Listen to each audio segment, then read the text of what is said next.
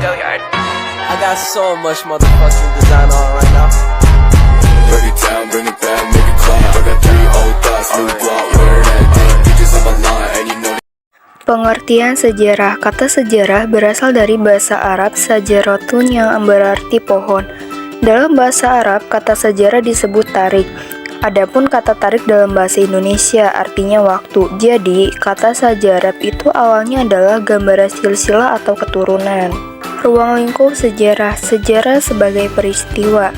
Sejarah sebagai peristiwa merupakan kejadian di masa lalu dan tidak akan terulang kembali. Dikategorikan sebagai sejarah jika memenuhi beberapa kriteria. Contohnya abadi, tidak dapat diubah-ubah dan dikenang sepanjang masa. Unik, hanya terdapat satu kali dan tidak bisa diulang kembali. Penting, dapat dijadikan pembelajaran atau momen. Pembagian sejarah berdasarkan ruang.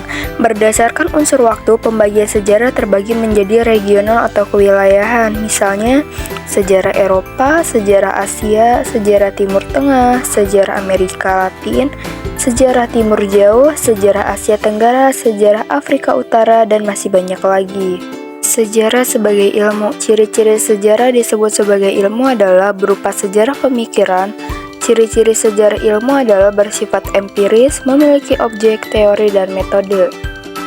Sejarah bersifat empiris. Sejarah merupakan ilmu-ilmu empiris. Sejarah sama dengan ilmu alam lainnya, akan tetapi dalam ilmu-ilmu alam percobaan tersebut dapat diulang-ulang, sedangkan sejarah tidak dapat diulang-ulang. Sejarah harus memiliki imajinasi. Sejarah harus dapat membayangkan apa yang sebenarnya terjadi, baik sesaat, sebelum, dan sesudah peristiwa. Sejarah juga memiliki objek. Sejarah dimasukkan dalam ilmu kemanusiaan karena objeknya adalah manusia.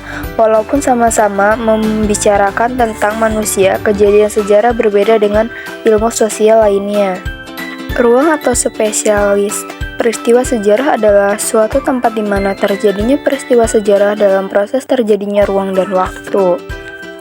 Sejarah sebagai seni. Sejarah mempunyai proses-proses yang dinamis dari kehidupan yang di dalamnya terjadi hubungan sebab akibat yang cukup untuk memahami sejarah sebagai seni yang memiliki nilai. Emosi.